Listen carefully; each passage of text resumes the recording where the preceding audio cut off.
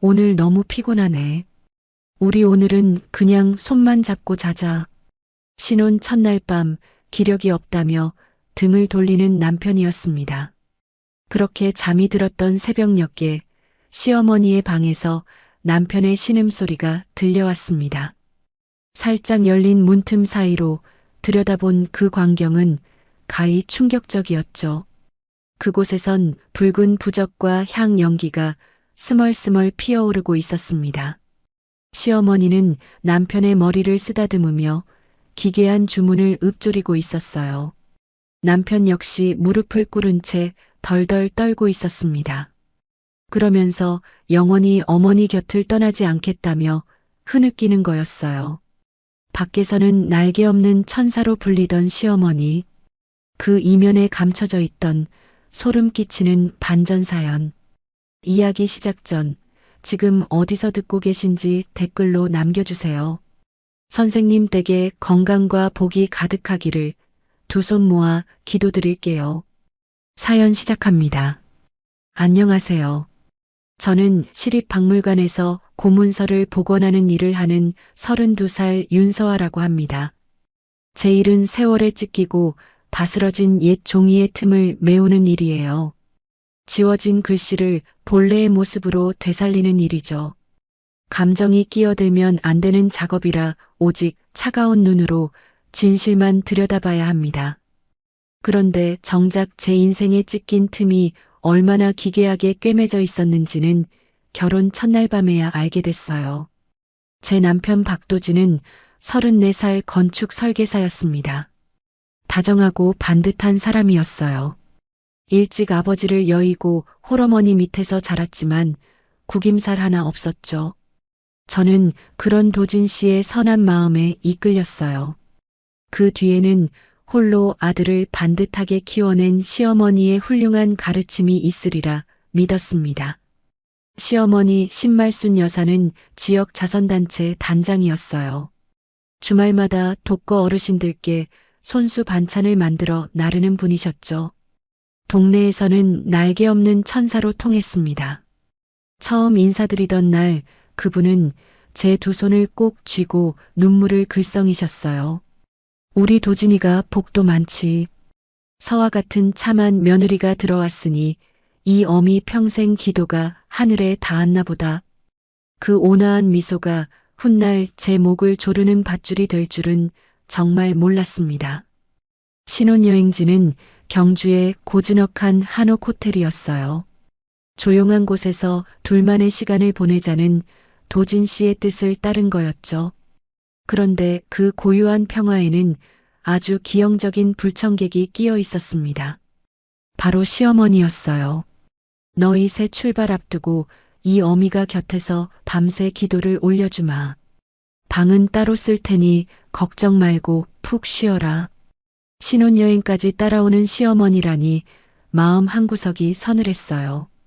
그래도 저는 어르신의 애틋한 마음이려니 하며 억지로 웃었습니다. 도진 씨도 제 손을 다독였어요. 서아야 어머니가 워낙 그런 쪽에 정성이 깊으시잖아. 아버지 없이 평생 나 하나 보고 사신 분이야. 이번 며칠만 참아주라, 응? 어머니를 끔찍이 생각하는 착한 아들. 그 마음을 사랑해서 결혼했기에 저는 기꺼이 이해하려 했어요. 그게 제 첫 번째 실수였습니다. 결혼식의 피로가 묵직하게 몰려오던 첫날 밤이었어요. 짙은 나무 냄새와 창호지 너머 은은한 달빛이 스며드는 방이었죠. 저는 샤워를 마치고 조심스레 남편 곁에 앉았어요. 하지만 욕실에서 나온 도진 씨의 표정은 이상하게 굳어 있었습니다. 그는 저와 눈도 마주치지 않은 채 서둘러 잠옷을 입었어요. 서아야, 나 오늘 신경을 너무 썼는지 기력이 하나도 없다. 도저히 안 되겠어. 그냥 푹 자자. 그는 제게 등을 돌린 채 이불을 목까지 덮었어요. 곧 규칙적인 숨소리가 들려왔죠. 서운함이 밀려왔지만 하루 종일 긴장했으니 그럴 수 있다고 스스로를 달랬어요. 낯선 천장을 보며 뒤척이던 저는 자정이 훌쩍 넘도록 잠을 이루지 못했습니다. 얼마나 지났을까요? 문득 옆자리가 텅 비어 서늘했어요. 손을 더듬어도 도진 씨는 없었습니다. 화장실인가 싶어 몸을 일으켰지만 욕실 불은 꺼져 있었어요. 그때 조금 열린 방문 틈으로 가을밤의 찬 바람이 훅 끼쳐왔습니다. 그리고 그 정적을 깨고 어딘가에서 소리가 흘러나오기 시작했어요. 짐승이 앓는 듯한 억눌린 신음이었죠. 그 위로 낮게 웅얼거리는 주문 같은 소리가 겹쳐 마당 건너 옆방에서 새어나오고 있었습니다. 시어머니가 묵는 방이었어요. 심장이 발밑으로 쿵 떨어지는 것 같았어요. 저는 홀린 듯 맨발로 툇마루로 나섰습니다. 한 걸음씩 다가갈수록 그 소리는 선명해졌어요. 시어머니 방문은 아주 미세하게 벌어져 있었고 그 사이로 희미한 불빛이 일렁였습니다. 조심스럽게 안을 엿본 순간 저는 두 손으로 입을 틀어 막아야 했어요. 방 안에는 향이 피워져 매캐한 연기가 자욱했어요. 바닥에는 붉은 천 조각과 알 수 없는 물건들이 놓여 있었습니다. 단정하던 신 여사가 머리를 풀어 헤친 채 무릎을 꿇고 앉아 있었죠. 그 앞에는 켜진 휴대폰이 놓여 있었어요. 스피커 너머로 낯선 남자의 낮고 단조로운 주문 소리가 흘러나오고 있었습니다. 맑은 전기를 불어넣습니다. 어미의 기운으로 아들의 몸을 지킵니다. 그리고 그 앞에 제 남편 도진 씨가 있었어요. 마치 최면에 걸린 사람처럼 눈이 반쯤 풀린 채 무릎을 꿇고 고개를 숙이고 있었습니다. 신 여사는 아들의 정수리에 손을 얹고 무언가를 쓸어내리듯 반복하고 있었어요. 자식을 향한 손길이 아니었죠. 자기 소유물을 다듬고 집착하는 듯한 소름 끼치는 손짓이었습니다. 내 아들 몸에서 그 찬 기운을 빼내야 해요, 선생님. 그 여자가 우리 도진이 맑은 기운을 다 빨아먹어요. 안 돼요. 절대 안 돼. 스피커 너머 남자가 낮게 화답했어요. 어머니 정성이면 됩니다. 며느리의 나쁜 기운만 눌러두면 됩니다. 제가 지어드린 약을 며느리에게 꾸준히 먹이세요. 그 목소리는 제가 알던 자애로운 시어머니의 것이 아니었어요. 질투와 집착과 광기에 젖은 낯선 음성이었습니다. 그리고 이어지는 도진 씨의 목소리가 제 귀를 의심하게 했어요. 어머니, 저는 안 떠날게요. 영원히 어머니 곁에만 있을게요. 그는 덜덜 떨며 흐느끼고 있었어요. 결혼 첫날 밤에 신부를 싸늘하게 두고 나와 어머니 앞에 무릎 꿇고 낯선 의식에 동참하며 눈물을 흘리는 남편이었습니다. 저는 그 복도에 선 채 한 발짝도 움직일 수 없었어요. 온몸에 솜털이 곤두서고 등줄기로 식은땀이 흘렀습니다. 이건 단순한 고부 갈등이 아니었어요. 홀어머니를 향한 효심 같은 것도 아니었죠. 저는 아주 크고 끔찍한 함정에 빠졌다는 걸 저향 연기 속에서 처절하게 직감했습니다. 밖에서는 천사로 추앙받는 시어머니의 진짜 얼굴이 드러난 순간이었어요. 눈물을 삼키며 방으로 돌아선 그날 밤 저는 다짐했어요. 이 덫에 잡아먹히는 대신 차갑고 냉철하게 모든 걸 기록하겠다고요. 그런데 저는 그때까지도 몰랐습니다. 스피커 너머 그 선생이라는 남자가 며느리인 저에게 먹이라던 그 검은 약이 결국 한 사람의 인생을 통째로 무너뜨릴 증거가 될 줄은요. 신혼여행에서 돌아온 우리는 시어머니 소유의 붉은 벽돌 빌라에 짐을 풀었어요. 우리 신혼집은 3층이었고 신 여사는 바로 위 4층에 사셨죠. 경주에서의 그 밤 이후 저는 한동안 시어머니의 눈을 똑바로 보기가 어려웠어요. 그 주문 소리와 서늘한 눈빛이 자꾸 떠올랐으니까요. 하지만 일상으로 돌아온 신 여사는 다시 제가 알던 천사표 시어머니로 완벽하게 돌아와 있었습니다. 이사 온 날 아침부터 빌라 앞은 고소한 참기름 냄새로 가득했어요. 신 여사가 손수 묻힌 나무를 반찬통에 담아 동네에 돌리고 있었거든요. 단장님 며느리 보셨다더니 여전히 어르신들 챙기시네. 진짜 천사셔. 아이고 아니에요. 며느리를 복덩이로 데려와서 기분이 좋아 그래요.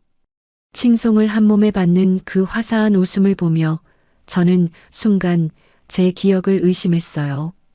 내가 신혼여행지에서 지쳐서 헛것을 본 건 아닐까 하고요. 저는 애써 제 안의 경고음을 눌렀습니다. 이제 막 부부가 된 사람으로서 시어머니를 이해하고 보듬는 게 도리라고 생각했으니까요. 그게 제 살을 파고드는 가시덤불인 줄도 모르고 말이에요. 불길한 전조는 아주 사소한 순간에 찾아왔어요. 첫 출근을 마치고 온 도진 씨의 손에 예쁜 상자가 들려 있었습니다. 제가 좋아하는 동네 수제 디저트였어요. 종일 종이 먼지를 마셔 눈이 뻑뻑했던 저는 그 세심함에 피로가 녹는 듯 했죠. 서아야 첫날이라 힘들었지? 이거 먹고 힘내. 도진 씨가 다정하게 웃으며 하나를 집어 제 입가로 가져왔어요. 제가 활짝 웃으며 베어 무는 순간이었습니다. 현관 도어락이 열리는 전자음이 들리더니 예고도 없이 신 여사가 거실로 들어섰어요. 스페어 키를 쥔 시어머니의 등장에 저는 화들짝 놀라 일어섰습니다. 어머 어머니 내려오셨어요? 그 순간이었어요. 신 여사의 시선이 도진 씨 손의 디저트와 제 입가에 머물렀습니다. 늘 반달처럼 접혀있던 두 눈이 순식간에 서늘하게 식었어요. 자기 소중한 것을 낯선 이에게 빼앗긴 아이처럼 짙은 저기가 그 찰나에 스쳤습니다. 경주에서 본 그 눈빛과 정확히 같았어요. 우리 아들이 며느리 입에 단내나게 애를 쓰네. 밖에서 고생한 건 내 아들인데 말이지. 웃음기가 싹 가신 목소리였어요. 하지만 이내 그녀는 사람 좋은 미소로 돌아왔습니다. 아니다, 반찬 좀 넣어주려고 내려왔어. 방해해서 미안하다. 현관문이 닫히고 거실엔 차가운 정적만 남았어요. 도진 씨는 어머니가 우리 둘만 있는 게 아직 낯서신가 보다고 둘러댔지만 저는 등줄기에 소름이 돋았습니다. 남편이 제게 웃어줄 때마다 시어머니의 질투가 싹튼다는 걸 직감했으니까요. 그 질투의 첫 번째 표적은 제 일이었어요. 신 여사는 밖에서 얻은 며느리의 이름과 자부심을 견디지 못했습니다. 며칠 뒤 저는 박물관이 특별히 의뢰한 조선 후기 필사본을 집 작업실에서 복원하고 있었어요. 습기를 먹어 바스러지기 직전인 얇은 한지를 머리카락 한 올만큼의 오차도 없이 이어 붙여야 하는 일이었죠. 저는 그 작업에 반년 가까이 밤을 새워 매달렸어요. 마치 제 인생을 한 장씩 되살리는 기분이었습니다. 4시간을 꼼짝 않고 앉아있던 저는 허리가 아파 잠시 화장실에 다녀왔어요. 고작 5분이었습니다. 그런데 화장실에서 나오다 작업실 문틈으로 펄럭이는 치맛자락을 봤어요. 불길한 예감에 뛰어들어간 저는 그 자리에 얼어붙었습니다. 그날은 아침부터 거센 비바람이 몰아치던 날이었어요. 굳게 닫혀 있어야 할 작업실 창문이 활짝 열려 있었습니다. 굵은 빗방울과 바람이 복원 데스크 위로 쏟아지고 있었어요. 제가 거의 다 복원해둔 귀중한 필사본이 빗물에 젖어 먹이 번지고 바람에 찢겨 바닥을 뒹굴고 있었습니다. 그 한가운데 신 여사가 먼지털이를 든 채 태연히 서 있었어요. 어머 얘 비 오는 줄도 모르고 환기 좀 시킨다고 창문을 열었다가 이렇게 됐네. 종이 쪼가리들이 다 젖었구나. 손끝이 덜덜 떨렸어요. 반년을 밤새워 지켜온 종이가 물에 잠기는 걸 보는 건 마치 누군가 제 심장을 물에 담가지시기는 것 같았습니다. 미안하다고 말은 했지만 바닥에 필사본을 내려다보는 그녀의 입가엔 묘한 희열이 감돌았어요. 어머니, 이건 단순한 종이가 아니에요. 역사적 가치가 있는 유물이라고요. 왜 허락도 없이 창문을 여신 거예요?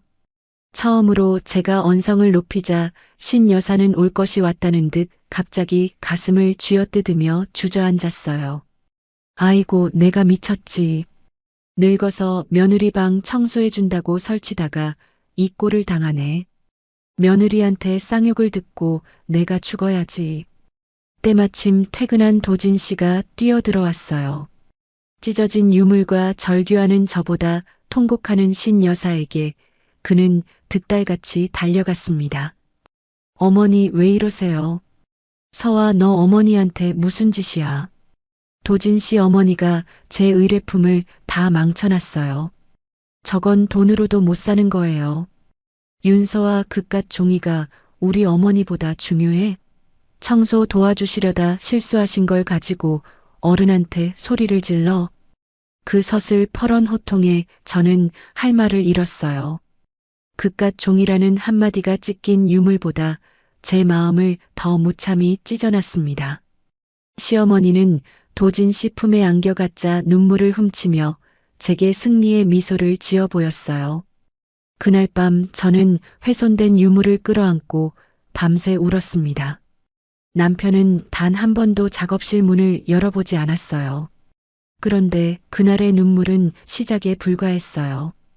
다음 날 아침 시어머니는 커다란 보온병 2개를 들고 우리 집을 찾아왔습니다. 그 보온병 안에는 첫날 밤 스피커 너머 그 선생이 지어주었다는 바로 그 검은 약이 담겨 있었어요. 이건 우리 도진이 기력 보충하는 약이고 이건 며느리 너 먹일 약이다. 아주 용한 데서 지어온 거니 아침 저녁으로 빼먹지 말고 먹어라. 검고 찐득한 그 약은 유독 저에게만 강요됐어요. 소화가 잘 안 돼서 한약은 좀 어렵다고 거절하려 했지만 신 여사는 단호했습니다. 내가 몸이 그렇게 차니까 애가 안 들어서는 거 아니니. 비싼 돈 주고 지어온 어미 정성을 무시해서야 쓰겠어? 당장 내 앞에서 마셔라. 도진 씨도 어머니 정성이니 눈 딱 감고 마시라며 거들었어요. 결국 저는 코를 쥐고 그 쓴 약을 삼켜야 했습니다. 문제는 그 뒤부터였어요. 약을 마신 날이면 종일 머리가 무겁고 어지러웠어요. 눈앞이 흐릿해져서 돋보기를 끼고 집중해야 하는 복원 작업에 번번이 실수를 했습니다. 손끝이 떨리고 몸이 솜처럼 늘어졌어요. 평소 건강하던 제게는 도무지 이해할 수 없는 변화였습니다. 어느 오후 작업실 책상에 엎드려 식은땀을 흘리고 있을 때였어요. 반쯤 열린 문틈으로 신 여사의 콧노래가 들려왔습니다. 흐응 며느리가 기운이 빠져야 우리 아들 기가 살지. 암 그렇고 말고. 소름이 쫙 돋았어요. 단순한 보약이 아니었습니다.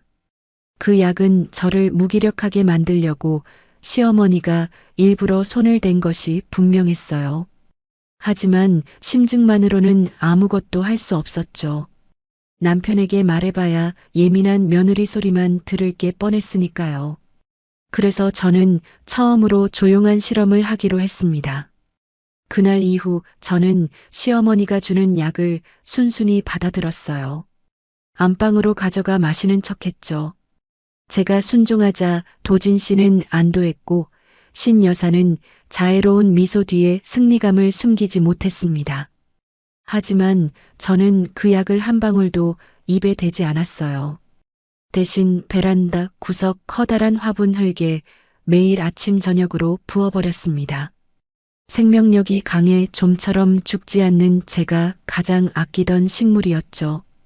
답은 열흘 만에 나왔어요. 어느 아침 베란다로 나간 저는 그 자리에 멈춰 섰습니다. 짙은 녹색으로 뻗어있던 잎들이 힘없이 축 처지고 누렇게 병들어 시들어 있었어요. 흙에서는 퀴퀴한 약 냄새가 올라왔습니다. 웬만해선 죽지 않는 식물조차 열흘 만에 저렇게 만드는 약이었어요. 그것은 시어머니가 매일 제게 강요한 몸에 좋은 보약이었죠. 등줄기로 식은땀이 흘렀어요. 제가 계속 마셨다면 제 몸은 어떻게 됐을까요? 며느리의 몸을 병들게 하려고 매일 약을 다려 바친 시어머니였습니다. 그 집착 앞에 저는 공포를 넘어선 환멸을 느꼈어요. 하지만 신기하게도 그 순간 눈물은 나지 않았습니다. 오히려 머릿속이 얼음처럼 차갑게 맑아졌어요. 저는 그 시든 화분 사진을 조용히 휴대폰에 담았습니다. 이것이 제가 모은 첫 번째 증거였어요. 그날 저녁 저는 마지막으로 딱 한 번만 남편을 믿어보기로 했어요. 시든 화분을 통째로 들고 거실로 나갔습니다. 도진 씨 이것 봐요. 이 화분이 다 시들었어요. 어머니가 주신 약을 여기다 부었더니 열흘 만에 이렇게 됐어요. 어머니라는 말에 도진 씨의 미간이 확 구겨졌어요. 윤서아, 너 진짜 갈 때까지 가는구나. 식물 관리 못해 죽여놓고 어머니 탓을 해? 사람 먹는 뜨거운 약을 매일 부으면 당연히 상하지. 그는 화분은 쳐다보지도 않은 채 저를 노려봤어요. 어머니를 향한 맹목적인 믿음은 그 어떤 증거로도 뚫을 수 없는 벽이었습니다. 그는 진실을 못 보는 게 아니라 불쌍하고 완벽한 어머니라는 환상을 깨고 싶지 않아 외면하는 것이었어요. 그 순간 남편을 향한 제 마지막 신뢰가 완전히 바스러졌습니다. 저는 그날 밤 오랫동안 천장을 바라봤어요. 그리고 조용히 마음을 정했습니다. 이제 눈물로 호소하는 일은 없을 거라고요. 저는 남편도 시어머니도 아닌 오직 증거만을 믿기로 했어요. 그때 저는 아직 몰랐습니다. 이 검은 약의 진짜 정체가 밝혀지는 날 시어머니가 그토록 떠받들던 그 선생이라는 남자까지 함께 무너지게 될 줄은요. 시어머니의 다음 표적은 제 사회적 얼굴이었어요. 며칠을 알아누운 저를 신 여사는 자신이 단장으로 있는 자선 바자회에 억지로 끌고 갔습니다. 며느리가 시어미 봉사하는 곳에 얼굴도 비쳐야 동네 사람들이 칭찬하는 법이다. 잔말 말고 따라와라. 수십 명이 모인 바자회에서 신 여사는 구름 위를 걷는 천사였어요. 화사한 미소로 사람들을 맞고 어려운 이웃의 손을 잡고 눈물 찢는 그 연기는 나무랄 데가 없었습니다. 하지만 그 다정함의 이면은 잔혹했어요. 점심시간에 제가 무거운 국통을 양손에 들고 배식구로 걸어갈 때였습니다. 사람들 시선이 다른 데 쏠린 틈을 타 배식구 옆에 서 있던 신 여사가 날렵하게 발을 뻗어 제 발목을 걸었어요. 저는 중심을 잃고 엎어졌고 국통이 바닥에 나뒹굴었습니다. 다행히 국물은 식어 화상은 면했지만 제 옷과 바닥이 엉망이 됐어요. 요란한 소리에 시선이 일제히 저에게 쏠렸습니다. 신 여사는 놀란 척 뛰어와 저를 일으키며 혀를 찼어요. 어머머, 얘 조심해야지. 여러분 죄송해요. 우리 며느리가 아직 서툴고 덤벙거려서 내가 며느리 수발을 들고 산다니까요. 사람들은 단장님이 보살이라며 저를 향해 멸시의 시선을 던졌어요. 붉은 국물을 뒤집어 쓴 채 조롱을 견디던 그때 신 여사와 눈이 마주쳤습니다. 근심 가득한 표정 속에서 그녀의 눈동자엔 저를 완벽히 짓밟았다는 환희가 일렁이고 있었어요. 돌아오는 차 안은 숨이 막혔어요. 저는 마지막으로 남편에게 손을 내밀어 봤습니다. 도진 씨 아까 넘어진 거 내 실수 아니에요. 어머니가 일부러 발을 거셨어요. 윤서아, 너 언제까지 그럴래? 이제는 내가 넘어진 것까지 어머니 탓이야? 어머니 반이 반만이라도 좀 닮아봐라. 어머니 반만 닮으라는 그 말은 저를 향한 사형 선고나 다름없었어요. 세상에 제 편은 단 한 명도 없었습니다. 저는 창밖 밤풍경을 보며 제 안에 뜨거운 눈물이 차갑게 식는 것을 느꼈어요. 슬픔이 증발한 자리에는 서늘하고 단단한 이성의 칼날만 남았습니다. 그리고 그날 밤 마지막 사건이 저를 완전히 깨웠어요. 목이 말라 눈을 반쯤 떴을 때였습니다. 침대 발치 희미한 불빛이 새어드는 그곳에 누군가 우두커니 서 있었어요. 검은 실루엣이 숨소리도 없이 못 박힌 듯 서 있었습니다. 도진 씨는 제 등 뒤에서 곤히 자고 있었어요. 어둠에 익숙해진 눈에 그 실루엣이 서서히 잡혔습니다. 단정한 파마머리와 익숙한 체구. 시어머니 신말순 여사였어요. 그녀는 스페어키로 문을 열고 들어와 부부가 자는 안방 발치까지 소리 없이 와 서 있었던 거예요. 가장 소름 끼친 건 그 시선이었습니다. 잠든 도진 씨에게 한 손을 뻗고 있었지만 두 눈은 어둠 속에서 저를 향해 번뜩이고 있었어요. 저는 참을 수 없는 공포에 비명을 질렀습니다. 놀란 도진 씨가 일어나 불을 켰어요. 불이 켜지자 저를 잡아먹을 듯 보던 신 여사의 얼굴이 순식간에 가련한 노인의 얼굴로 바뀌었어요. 아이고 깜짝이야. 서아야 왜 그렇게 비명을 지르니? 날씨가 추워져서 우리 아들 감기 걸릴까봐 이불 좀 봐주려고 내려온 건데 놀랐구나. 새벽 3시에 다 큰 아들 이불을 보러 남의 집 문을 따고 들어온다는 게 말이 됩니까? 하지만 도진 씨의 상식은 어머니라는 필터를 거칠 때만 다르게 작동했어요. 서아 넌 사람이 왜 그렇게 예민해? 아들 걱정돼서 오신 걸 귀신 보듯 소리를 질러? 너 진짜 피도 눈물도 없구나. 도진 씨는 저를 경멸하듯 보고는 어머니를 부축해 나갔어요. 저는 다시 텅 빈 안방에 홀로 남겨졌습니다. 어둠 속에서 저는 침대에 우두커니 앉아 있었어요. 머릿속에서 톱니바퀴가 맞물리는 소리가 들렸습니다. 경주의 그 밤과 망가진 유물과 봉사활동의 헛발질과 시들어버린 화분과 방금 저를 노려보던 그 눈동자까지. 이 모든 건 노인의 실수가 아니었어요. 아들을 소유물로 여기며 며느리를 제거해야 할 경쟁자로 보는 사람. 그것이 신말순 여사의 진짜 얼굴이었습니다. 저는 깊게 숨을 내쉬었어요. 그리고 문득 제 작업실을 떠올렸습니다. 아무리 교묘하게 위조된 문서라도 현미경 앞에서는 섬유질 하나까지 다 드러나기 마련이죠. 억울하다고 울부짖는 건 하수들이나 하는 짓이라고 저는 생각했어요. 그렇다면 그 누구도 반박할 수 없는 완벽한 증거를 만들면 될 일이었습니다. 저는 스마트폰을 집어들고 검색창을 열었어요. 검색어는 초소형 위장 카메라 렌즈였습니다. 겉으로는 순종적인 며느리를 연기하되 등 뒤에서는 그들의 목을 죄 가장 서늘한 칼날을 벼르기 시작한 순간이었어요. 제 일은 단순히 종이를 붙이는 게 아니에요. 육안으로 안 보이는 미세한 먹의 번짐을 확인하려고 초정밀 카메라 렌즈를 일상적으로 다루죠. 저는 그 직업적 지식과 인맥을 10분 활용하기로 했어요. 다음 날 도진 씨가 출근한 틈에 저는 카메라 장비를 다루는 지인에게 연락해 시중에선 구하기 힘든 초소형 위장 카메라 3개를 구했습니다. 렌즈가 너무 작아 가까이서 봐도 식별할 수 없는 장비였어요. 설치는 은밀하고 신속했어요. 첫 번째는 거실과 현관이 한눈에 보이는 천장 화재 경보기 안쪽에 숨겼습니다.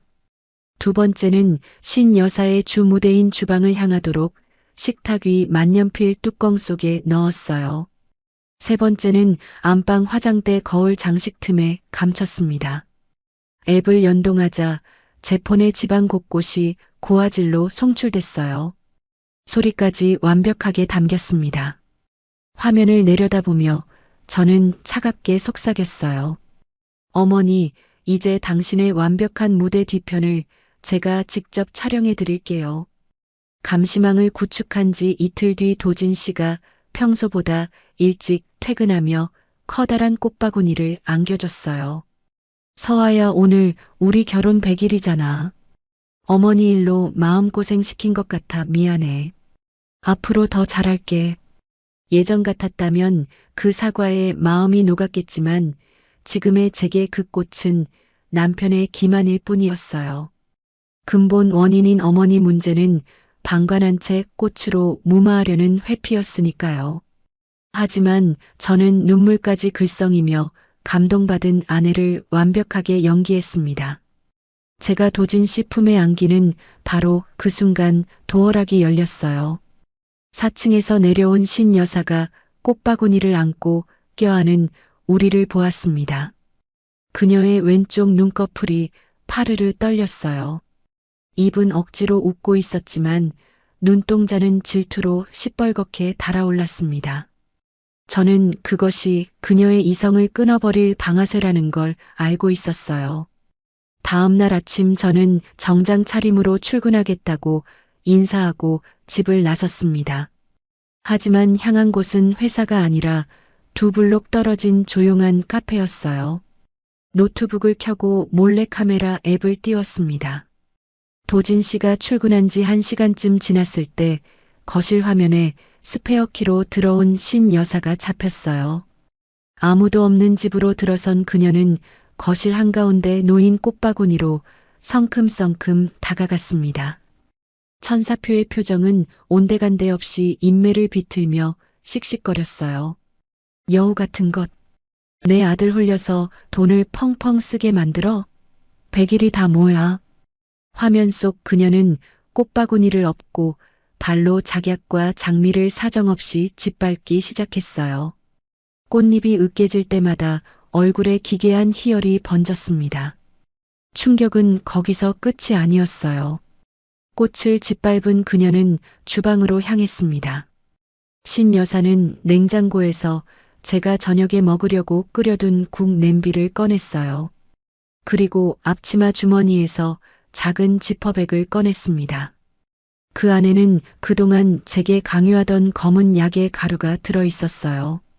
신 여사는 그 가루를 제 국그릇이 놓일 냄비 한쪽에 쏟아붓고는 국자로 휘휘 저었습니다. 이걸 먹고 축 늘어져서 종일 잠이나 자라. 우리 아들 기운 빼먹지 말고. 혼잣말을 중얼거리는 눈빛에는 서늘한 아기가 번뜩였어요. 화분을 시들게 한 그 약을 이제는 제가 먹을 음식에 직접 타고 있었습니다. 그것은 시집살이가 아니라 명백한 범죄였어요. 카페에서 이 모든 과정을 지켜보던 제 양손은 떨렸습니다. 내가 그동안 저 여자가 손댄 음식을 웃으며 먹었단 말인가 하는 생각에 뱃속에서 뜨거운 것이 밀려왔어요. 눈물이 핑 돌았지만 저는 어금니를 꽉 물었습니다. 지금은 감정에 휘둘릴 때가 아니었어요. 저는 보건가답게 가장 냉정하게 마우스를 쥐었습니다. 그녀가 꽃을 짓밟고 음식에 가루를 타는 모든 순간을 초고화질 영상으로 클라우드에 백업했어요. 날짜와 시간과 행위별로 폴더를 나눠 차곡차곡 저장했습니다. 그날 저녁 식사 시간이었어요. 도진 씨와 저 그리고 반찬을 핑계로 식탁에 앉은 신 여사까지 셋이 마주 앉았습니다. 신 여사는 다정한 척 주방으로 가더니 낮에 가루를 탄 그 국을 데워 제 앞에 내려놓았어요. 우리 며느리 일하느라 힘들었지. 어미가 데웠으니 어서 한술 떠라. 신 여사의 두 눈이 제 숟가락을 향해 번쩍였어요. 저는 국그릇을 양손으로 들어 올렸습니다. 신 여사의 입꼬리가 기대로 올라가는 게 보였어요. 하지만 저는 숟가락을 드는 대신 천천히 일어나 국그릇을 들고 싱크대로 걸어갔습니다. 그리고 배수구에 국을 콸콸 쏟아버렸어요. 저는 천천히 돌아 시어머니와 정확히 눈을 맞췄습니다. 죄송해요, 어머니. 제가 오늘 점심을 너무 많이 먹어서요. 그런데 이 국에서 묘하게 이상한 냄새가 나더라고요. 누가 뭐라도 탄 것처럼요. 찝찝해서 버렸어요. 그 순간 여유롭던 신 여사의 얼굴이 잿빛으로 굳었어요. 수저를 든 손을 떨며 저를 올려다보는 그녀의 눈에는 명백한 당혹과 두려움이 스쳤습니다. 이 애가 어떻게 알았지 하는 혼란이 그녀를 강타한 게 분명했어요. 저는 굳어버린 신 여사를 향해 차갑고 선명한 미소를 지었습니다. 이제 주도권은 완전히 넘어왔어요. 여기서 여러분께 하나 여쭤보고 싶어요. 만약 여러분이 저였다면 이 순간 시어머니에게 곧바로 이 사실을 들이밀었을까요? 아니면 저처럼 조용히 때를 기다렸을까요? 잠시 후 제가 왜 참았는지 그 이유가 밝혀집니다. 저는 이 증거들을 가장 크고 화려한 무대에서 단 한 번에 터뜨릴 생각이었으니까요. 싱크대에 버린 국 사건 이후 며칠간 집엔 팽팽한 긴장이 감돌았어요. 신 여사는 제가 뭔가 눈치챘다는 사실에 불안해했습니다. 하지만 자신의 행각이 영상으로 기록되고 있다는 건 꿈에도 모른 채 다음 계획을 세우는 듯 했어요. 그녀가 택한 다음 수는 아주 극단적인 자작극이었습니다. 그날 아침 저는 중요한 회의를 위해 출근 준비를 하고 있었어요. 구두를 신고 현관문을 여는 순간 계단에서 비명이 울렸습니다. 무언가 무거운 것이 구르는 둔탁한 소리가 이어졌어요. 놀라 달려간 저는 복도 끝에 쓰러져 신음하는 신 여사를 발견했습니다. 마침 출근하려던 도진 씨도 사색이 되어 달려왔어요. 어머니 왜 이러세요? 눈 좀 떠보세요. 신 여사는 도진 씨 품에서 저를 향해 떨리는 손가락을 들었어요. 내 다리야. 며느리가 나를 밀었어. 구급차로 실려간 병원에서 의사는 엑스레이 결과 뼈나 신경에 아무 이상이 없다고 진단했어요. 타박상 정도라고 했습니다. 하지만 신 여사는 하반신에 감각이 없다며 통곡을 시작했어요. 저는 코웃음이 났습니다. 계단을 구를 때조차 팔로 머리를 감싸던 그 영악한 움직임을 저는 똑똑히 봤으니까요. 저를 올가매려는 위조된 비극이었어요. 이틀 뒤 신 여사는 휠체어를 타고 저희 안방에 당당히 입성했어요. 4층은 계단이 불편하다는 핑계로 아예 부부 안방을 차지한 겁니다. 침대에 누운 신 여사는 세상에서 가장 가련한 피해자 표정으로 도진 씨의 손을 잡고 눈물을 흘렸어요. 그 연기에 도진 씨는 오열했습니다. 그리고 제게 다가와 갑자기 발 앞에 무릎을 꿇었어요. 서아야, 내가 이렇게 빌게. 제발 직장 그만두고 어머니 간병 좀 해줘. 도진 씨 지금 미쳤어요? 나 어머니 밀지 않았어요. 의사도 신체 이상 없다고 했잖아요. 그럼 우리 어머니가 꾀병이라도 부린다는 거야? 내가 평소 어머니를 무시하니까 이렇게 되신 거 아니야. 며느리로서 당연히 간병해야지. 무릎 꿇고 애원하는 척했지만 결국 그 말은 잔인한 강요였어요. 가짜 비극을 핑계로 제 인생을 짓밟고 저를 평생의 노예로 만들려는 남편의 이기심이었습니다. 저는 무릎 꿇은 그를 서늘하게 내려다봤어요. 일어나요. 내 커리어는 당신 입에 그렇게 함부로 오르내릴 만큼 가벼운 게 아니니까요. 나 직장 안 그만둬요. 대신 내 사비로 24시간 전문 간병인을 고용할게요. 어설픈 며느리보다 전문가가 돌보는 게 회복에도 훨씬 나을 테니까요. 안방에서 숨을 참는 소리가 들렸어요. 신 여사의 계획이 빗나가는 순간이었죠. 그녀의 목적은 간병이 아니라 제 직장을 그만두게 하고 종일 저를 부리며 괴롭히는 것이었으니까요. 도진 씨는 얼굴이 불그락푸르락했지만 전문 간호 인력을 붙여주겠다는데 따질 명분이 없었어요. 다음 날부터 전문 간병인이 왔습니다. 하지만 신 여사의 폐악질은 그때부터 본격화됐어요. 그녀의 표적은 간병인이 아니라 며느리인 저여야 했으니까요. 첫 번째 간병인이 끓여온 죽이 뜨겁다며 밥상을 엎고 반지를 훔쳤다며 생떼를 썼어요. 그 간병인은 이틀 만에 도망쳤습니다. 두 번째 간병인은 화장실로 가다 자신을 내동댕이 쳤다며 소리를 질렀어요. 사흘 만에 사표를 던졌습니다. 단 일주일 만에 3명의 베테랑이 짐을 쌌어요. 결국 협회는 어르신 성향이 너무 심해 더는 인력을 보낼 수 없다고 통보했습니다. 퇴근한 도진 씨를 붙잡고 신 여사는 엉엉 울었어요. 도진아, 남의 손은 무섭다. 나는 그냥 며느리가 끓여주는 따뜻한 죽 한 그릇이면 족한데 서아가 나를 그렇게 미워하니 내가 죽어야지. 그 눈물 앞에 도진 씨는 머리를 쥐어뜯으며 괴로워했어요. 모든 것이 신 여사의 계획대로 저를 베끼들 수밖에 없는 코너로 몰아넣은 겁니다.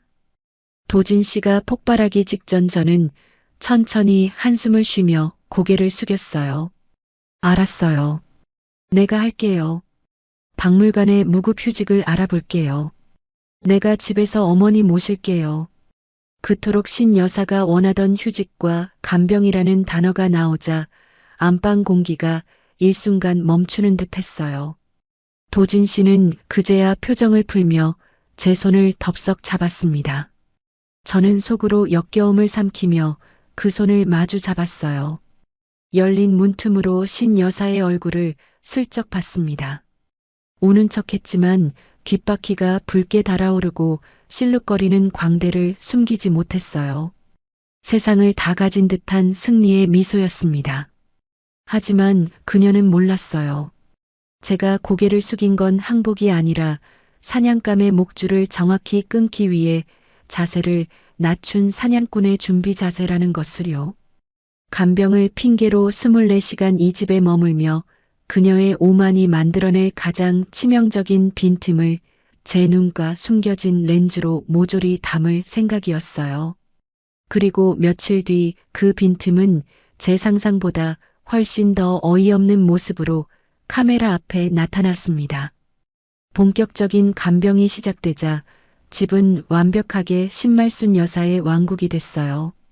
저는 철저히 자아를 지운 껍데기처럼 행동했습니다. 화장기 없는 얼굴과 질끈 묶은 머리로 종일 수발을 들었죠. 그녀의 요구는 상상을 초월했어요. 데워온 수건을 집어 던지는 건 예사였고 새벽에 방문을 두드리며 죽을 쑤어오라 명령했습니다. 정성껏 끓여가면 너무 달다며 숟가락으로 죽을 튀기기도 했어요. 퇴근한 도진 씨 앞에서는 완벽한 이중인격이었습니다. 도진아, 서아가 종일 내 병수발 드느라 고생이 많다. 어미가 짐이 되어서 며느리 얼굴 상한 것 좀 봐라. 도진 씨는 그 손을 잡고 눈물을 훔치며 제게 조금만 더 고생해 달라고 했어요. 저는 묵묵히 고개를 끄덕이며 휠체어에서 몰래 입꼬리를 비죽거리는 신 여사를 향해 힘없이 미소를 지었습니다. 마음껏 저를 짓밟고 승리감에 취하시라고 속으로 되뇌었어요. 그 오만이 당신을 가장 깊은 곳으로 끌고 갈 유일한 동아줄이니까요. 간병한 지 열흘째 되던 오후였어요. 저는 침대에 누운 신 여사에게 냉장고에 반찬거리가 다 떨어졌다고 말했습니다. 어머니, 시내 큰 마트에 장 좀 보러 다녀올게요. 2~3시간 걸릴 것 같은데 괜찮으시겠어요? 신 여사는 힘없는 목소리로 걱정 말고 다녀오라고 했어요. 저는 현관문을 열고 나가며 도어락 잠기는 소리를 유난히 크게 냈습니다. 하지만 향한 곳은 마트가 아니라 상가 2층 구석 카페였어요. 커피 한 잔을 시키고 노트북으로 세 대의 카메라 앱을 실행했습니다. 화면 속 신 여사는 휠체어를 타고 거실로 나와 커튼을 살짝 걷고 제가 길을 건너는 모습을 끝까지 확인했어요. 제 모습이 완전히 사라지자 그녀의 얼굴에서 가련한 노인의 표정이 뱀 허물처럼 벗겨졌습니다. 그리고 제 눈을 의심케 하는 광경이 펼쳐졌어요. 하반신 마비라며 2주 내내 휠체어에 앉아있던 신말순 여사가 두 다리에 단단히 힘을 주고 벌떡 일어선 겁니다. 그녀는 기지개를 켜더니 거실 스피커에 스마트폰을 연결했어요. 집이 떠나갈 듯한 볼륨으로 경쾌한 트로트 노래가 흘러나왔습니다. 신 여사는 흥에 겨워 엉덩이를 실룩이며 온 거실을 누비며 춤을 추기 시작했어요. 그게 끝이 아니었습니다. 베란다 구석에 처박혀 있던 지압용 훌라후프를 꺼내 허리에 끼우고 신나게 돌리기 시작했어요. 아이고, 며느리 눈치 보느라 삭신이 다 쑤셨네. 에헤라디야. 하반신 마비 환자가 훌라후프를 돌리며 트로트에 춤추는 기적의 장면이었어요. 모니터를 보던 저는 헛웃음이 터졌습니다. 분노를 넘어선 어이없음과 완벽한 물증을 확보했다는 짜릿함이 온몸을 휘감았어요. 저는 녹화 버튼을 누르며 이 기막힌 장면을 가장 선명한 화질로 영원히 담아냈습니다. 그날 저는 마지막 조각을 맞추기로 했어요. 신 여사가 춤에 심취한 사이 저는 예전에 도진 씨가 차에 두고 간 낡은 열쇠로 소리 없이 집에 들어갔습니다. 화장대 파우치에서 그동안 제 음식에 타던 그 가루와 알약을 조금 덜어냈어요. 그리고 다음날 성분 분석을 종종 의뢰하던 대학 연구소 선배에게 은밀히 분석을 부탁했습니다. 며칠 뒤 나온 결과는 제 피를 차갑게 식혔어요. 서아야, 이거 처방 용량을 크게 넘긴 수면 진정 성분이야. 약인 줄 모르고 장기간 계속 먹으면 극심한 무기력이 오고 심하면 건강을 크게 해칠 수 있어. 도대체 누가 너한테 이런 짓을 한 거야? 저는 눈을 질끈 감았어요. 그리고 그 순간 첫날 밤 스피커 너머 그 선생이라는 남자가 떠올랐습니다. 저는 조용히 그 선생의 정체를 캐기 시작했어요. 알고 보니 그는 자선단체 모임을 돌며 외로운 노인들에게 접근해 기치료를 명목으로 돈을 뜯어내던 사입이었습니다. 시어머니는 그에게 수천만 원을 갖다 바쳤고 그가 지어준 그 검은 약을 아무 의심 없이 며느리에게 먹인 거예요. 저를 병들게 한 약의 뿌리에는 바로 그 남자가 있었습니다. 저는 모아둔 모든 증거를 들고 이혼과 형사소송의 밝은 변호사를 찾아갔어요. 영상을 차례로 확인하던 변호사의 표정은 경악으로 물들었습니다. 윤서아 씨, 이건 단순 위자료 소송이 아닙니다. 상해와 재물손괴 그리고 명예훼손이 얽힌 사건이에요. 시어머니는 법적 처벌을 피하기 어렵고 이 사실을 방관한 남편에게도 상당한 위자료를 받아낼 수 있습니다. 저는 차가운 미소를 지으며 USB를 챙겼어요. 접수 전에 이 증거를 당사자들과 그들의 소중한 관객들 앞에서 먼저 상영할 생각이라고 말했습니다. 며칠 뒤면 시아버지의 제삿날이었어요. 신 여사가 매년 자선단체 임원들과 시댁 친척들을 대거 불러 모으는 날이었죠. 저는 바로 그날을 제 무대로 정했습니다. 이제 남은 건 거대한 막을 올리는 일뿐이었어요. 드디어 시아버지 제삿날 아침이 밝았어요. 저는 새벽부터 홀로 주방에서 전을 부치고 탕국을 끓였습니다. 하반신 마비 행세를 하는 신 여사 덕에 올해 제사는 저희 3층 거실에서 치러지게 됐어요. 오후가 되자 초인종이 쉴 새 없이 울렸습니다. 큰아버지 내외를 비롯한 친척들과 자선단체 임원진까지 20명이 넘는 사람들이 거실로 밀려 들어왔어요. 그들은 성지를 순례하듯 거실 중앙 휠체어에 앉은 신 여사에게 모여들었습니다. 주방에서 땀을 흘리며 다과를 준비하던 저는 그들이 저를 흘겨보며 수군거리는 소리를 고스란히 들었어요. 저 며느리가 밀어서 저 지경이 됐다며.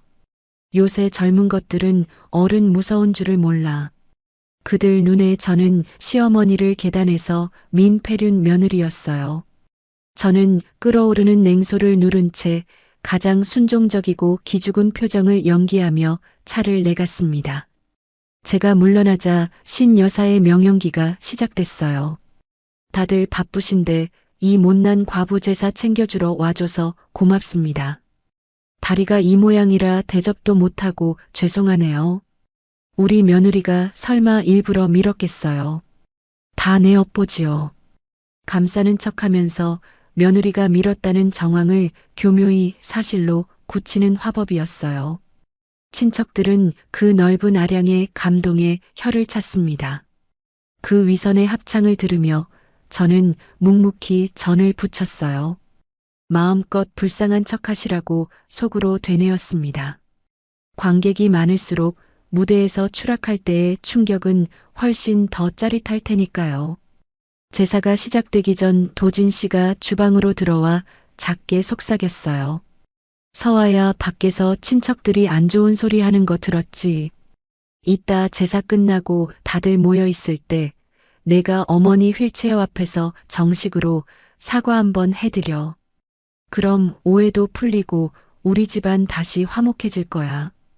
그 해맑고도 이기적인 제안을 듣는 순간 남편을 향한 제 마지막 미련의 끈마저 완전히 끊어지는 소리가 들렸어요. 그는 친척들이 저를 비난할 때 단 한 번도 나서지 않았습니다. 저를 가해자로 굳힌 어머니의 거짓말을 보살 같은 배려로 포장하며 공개적인 굴복을 강요하고 있었어요. 저는 덤덤하게 웃으며 대답했습니다. 네, 도진 씨. 오늘 다들 모이셨을 때 제가 어머니께 아주 확실하게 보답해 드릴게요. 도진 씨도 기대해요. 밤이 되어 제사상 앞에 병풍이 치워지고 그 자리에 커다란 교자상이 차려졌어요.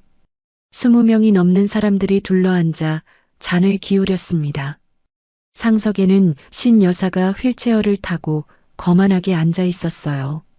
그녀는 끝까지 저를 깎아내렸습니다. 서아야, 구석에 쭈그리지 말고 이리 와서 밥 좀 먹어라. 다음부터는 갈비찜에 설탕 좀 덜 넣고. 저는 주방 식탁에 기대어 그 교자상에 둘러앉은 사람들을 천천히 눈에 담았어요. 저를 비웃고 조롱하며 가짜 성녀를 찬양하는 관객들이었습니다. 저는 미리 켜둔 대형 텔레비전과 스마트폰의 무선 연결을 마지막으로 점검했어요. 화면 미러링 버튼을 누르자 텔레비전이 잠깐 번쩍이며 제 폰 화면이 흐릿하게 비쳤습니다. 연결은 완벽했어요. 저는 앞치마 주머니 속 빳빳한 서류 봉투를 만지작거렸습니다. 법무법인 직인이 찍힌 이혼 소장과 상해 고소장이었어요. 저는 천천히 앞치마 매듭을 풀었습니다. 앞치마를 식탁 위에 던지고 한 손엔 스마트폰을 다른 손엔 서류 봉투를 쥔 채 거실로 걸어 나갔어요. 제가 허리를 꼿꼿이 펴고 무표정하게 다가가자 왁자지껄하던 거실 공기가 일순간 기묘하게 가라앉았습니다. 저는 상석의 신 여사를 지나쳐 대형 텔레비전 바로 옆으로 걸어갔어요. 거실의 모든 시선이 저에게 쏠렸습니다. 식사하시기 전에 제가 잠시 여러분께 보여드릴 것이 있습니다. 어머니께서 다리를 다치신 이후로 걱정이 많으셨죠. 그래서 어머니가 저와 이 집안을 위해 뒤에서 얼마나 눈물겨운 희생을 하셨는지, 그리고 그 다리가 얼마나 기적적으로 건강하신지를 기리는 특별한 영상을 준비했습니다. 기적적으로 건강하시다는 말에 신 여사의 안면 근육이 미세하게 경직됐어요. 그녀의 눈동자가 흔들리기 시작했지만 저는 자비 없이 재생 버튼을 눌렀습니다. 숨막히는 정적 속에서 거대한 무대의 막이 드디어 올랐어요. 대형 화면이 밝아지며 선명한 영상이 재생되기 시작했어요. 화면 속 장소는 바로 이 집 거실이었습니다. 아무도 없는 텅 빈 거실로 휠체어에 앉아 있어야 할 신말순 여사가 아주 건강한 두 발로 걸어 들어오는 모습이 기쳤어요. 20명의 눈이 일제히 화면으로 쏠렸습니다. 화면 속 신 여사는 꽃바구니로 다가가더니 천사 같은 표정은 온데간데 없이 인매를 비틀며 씩씩거렸어요. 여우 같은 것. 내 아들 홀려서 돈을 펑펑 쓰게 만들어? 100일이 다 뭐야? 저작거리의 험한 말이 거실 스피커로 울려 퍼졌어요. 사람들의 숨소리가 멎었습니다. 화면 속 그녀는 꽃바구니를 내동댕이 치고 발로 지니기기 시작했어요. 부단장이 놀라 젓가락을 떨어뜨렸습니다. 곧이어 화면이 바뀌며 주방 장면이 나왔어요. 신 여사가 앞치마에서 지퍼백을 꺼내 하얀 가루를 국에 쏟아붓고 휘휘 젓는 모습이었습니다. 이걸 먹고 축 늘어져서 종일 잠이나 자라. 우리 아들 기운 빼먹지 말고. 거실 여기저기서 경악의 탄식이 터져 나왔어요. 저는 앞치마 주머니에서 대학 연구소의 성분 분석표를 꺼내 들어 올렸습니다. 화면 속 어머님이 제 국에 타신 저 가루는 처방 용량을 크게 넘긴 수면 진정 성분입니다. 약인 줄 모르고 장기간 먹으면 건강을 크게 해칠 수 있는 것이죠. 그리고 이 약을 어머니께 지어준 사람은 어머니가 선생님이라 부르며 수천만 원을 갖다 바친 가짜기 치료사입니다. 그 사기꾼이 며느리의 나쁜 기운을 눌러야 한다며 이 약을 먹이라고 시켰고 어머니는 그대로 따르셨어요. 친척들의 얼굴이 하얗게 질렸어요. 자선단체 사람들은 웅성거리기 시작했습니다. 신 여사는 휠체어에서 사색이 되어 발악했어요. 거짓말. 저건 다 조작이야. 요새 가짜 영상으로 나를 모함하는 거야. 모함인지 아닌지 다음 영상을 보시면 확실해지겠죠. 저는 다음 영상을 재생했어요. 하반신 마비로 휠체어에 앉아있던 신 여사가 제가 집을 비우자마자 벌떡 일어서는 그 기적의 순간이었습니다. 스피커에서 신나는 트로트가 울려 퍼졌어요.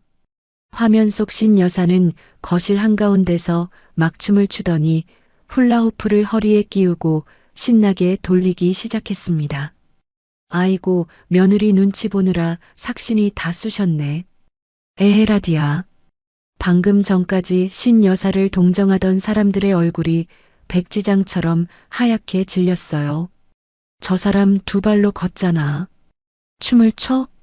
하반신 마비라며. 며느리가 밀어서 그렇게 됐다며. 자신이 훌라후프를 돌리는 영상이 대형 화면에 송출되자 신 여사의 이성은 완전히 끊어졌어요. 그녀는 괴성을 지르며 두 손으로 머리를 쥐어뜯었습니다.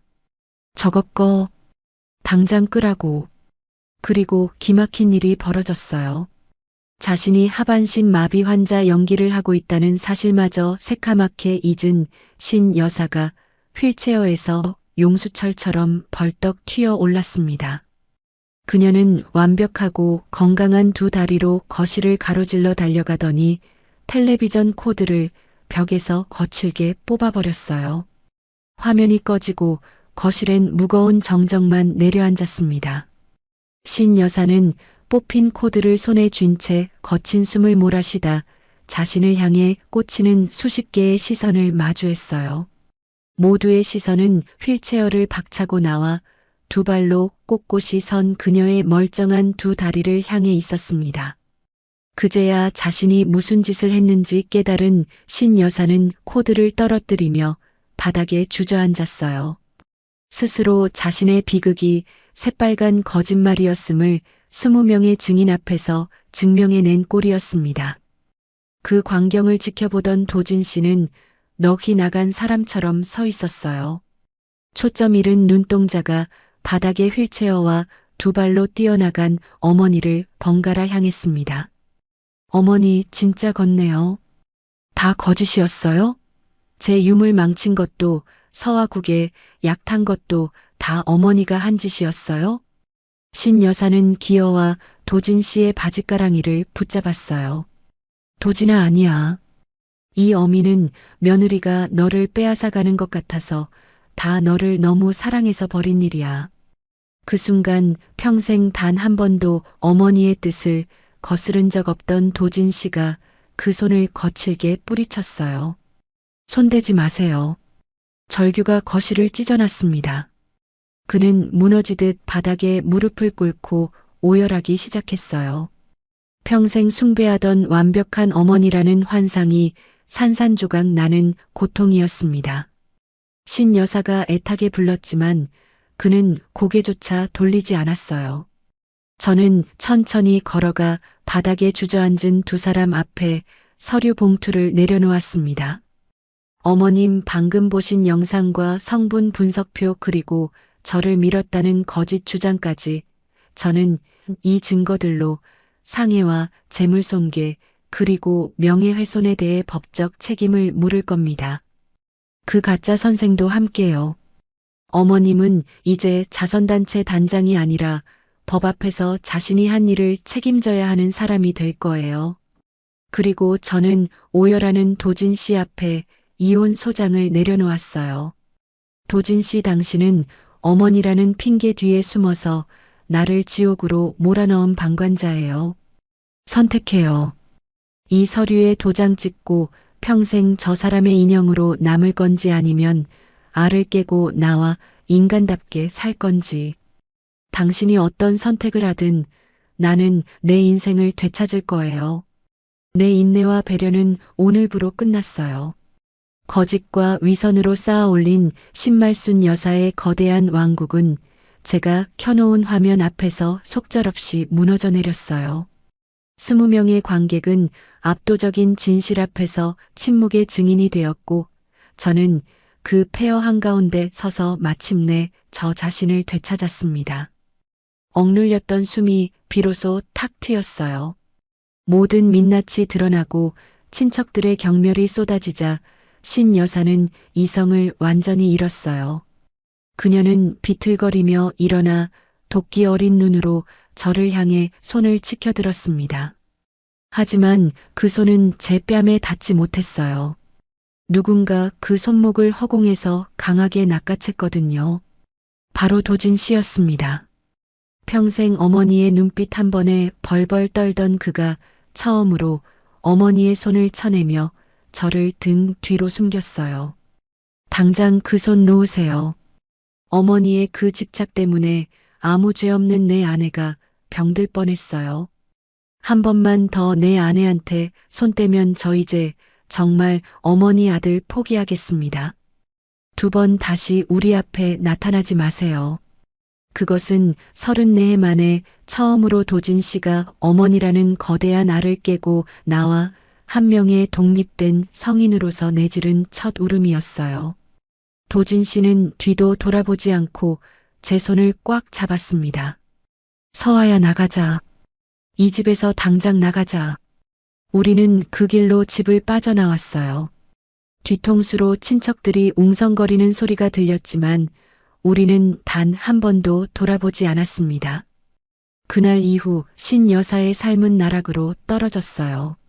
제가 확보한 증거는 명백한 물증이 되었고, 그녀는 상해와 재물손괴 그리고 명예훼손으로 법적 책임을 지게 됐습니다. 노인들의 돈을 뜯던 그 가짜 선생도 함께 수사를 받게 됐어요. 더 비참한 것은 사회적 몰락이었습니다. 제삿날 현장에 있던 자선단체 임원들에 의해 신 여사의 실체가 지역사회에 낱낱이 알려졌고, 단체는 그녀를 제명했어요. 동네 사람들은 등을 돌렸고 친척들도 연락을 끊었습니다. 스스로 쌓아 올린 거짓의 성벽에 홀로 갇힌 결말이었어요. 저는 도진 씨에게 내밀었던 이혼 소장을 당장 접수하지는 않았습니다. 대신 조건을 걸었어요. 그가 어머니의 그늘에서 완전히 벗어나 스스로를 치료할 때까지 우리는 별거하기로 했죠. 도진 씨는 억지로 매달리지 않았어요. 대신 스스로 병원을 찾아가 긴 시간 상담과 치료를 받기 시작했습니다. 오랜 세월 새겨진 의존과 죄책감을 극복하기 위해 묵묵히 견뎠어요. 가끔 저를 찾아올 때면 그는 예전의 무기력한 방관자가 아니었습니다. 제 눈을 똑바로 마주보고 대화할 줄 아는 사람이 되어 있었어요. 그가 진짜 2발로 섰다는 걸 확인하기까지 꼬박 1년이 걸렸습니다. 그리고 그 1년째 되던 날 저는 서랍 속 이혼 소장을 제 손으로 조용히 찢었어요. 지금 저는 도심에서 멀리 떨어진 조용한 마을에 내려와 있어요. 작은 한옥을 개조해 고문서 복원연구소 겸 찻집을 열었습니다. 오늘 아침에도 도진 씨는 비가 오기 전에 마당에 널어둔 한지를 말없이 안으로 들여놓았어요. 건축 설계사인 그는 이 연구소를 제 작업 동선에 맞춰 세상에 하나뿐인 공간으로 직접 설계해줬습니다. 소나기가 한바탕 쏟아진 뒤 맑은 햇살이 마당을 비추면 우리는 따뜻한 차 한 잔을 마주 놓고 편안한 미소를 지어요. 누구의 눈치도 누구의 기괴한 질투도 없는 우리 둘만의 진짜 삶이 이제야 비로소 시작된 겁니다. 여러분, 저는 종이를 복원하는 사람이에요. 오래 찢겨 있던 종이도 결을 살펴 한 조각씩 제자리에 맞춰 붙이면 다시 한 장의 온전한 기록이 됩니다. 저는 그 일을 하면서 배웠어요. 찢긴 것을 덮어두면 언젠가는 바스러지지만 결을 따라 하나씩 돌려놓으면 반드시 다시 이어진다는 거리요. 혹시 지금 어른이라는 이름 아래, 가족이라는 이름 아래 조금만 참으면 되지 하며 자기 자신을 한 조각씩 지우고 계신 분이 있나요? 참는 것과 지키는 것은 달라요. 자신을 지우면서까지 지키는 평화는 언젠가 나를 바스러지게 하는 가짜 평화일 뿐입니다. 두렵더라도 눈을 감지 마세요. 있었던 일을 있었던 그대로 기록하세요. 그리고 내 이야기를 끝까지 들어줄 단 한 사람을 찾으세요. 그 한 조각의 기록과 한 사람의 손이 흩어진 당신을 다시 온전한 한 장으로 이어줄 거예요. 여러분의 인생은 누군가의 무대 위 소품으로 쓰이기엔 너무나 귀하고 소중하니까요. 마지막으로 여러분께 하나 여쭤보고 싶어요. 만약 여러분이 서하였다면 남편 도진에게 다시 한번 기회를 주셨을까요? 아니면 그날로 완전히 인연을 끊으셨을까요? 여러분의 생각을 댓글로 들려주세요. 오늘도 끝까지 들어주셔서 진심으로 감사합니다. 여러분의 하루하루에 비겐 뒤 맑은 하늘 같은 날들만 가득하기를 바랍니다.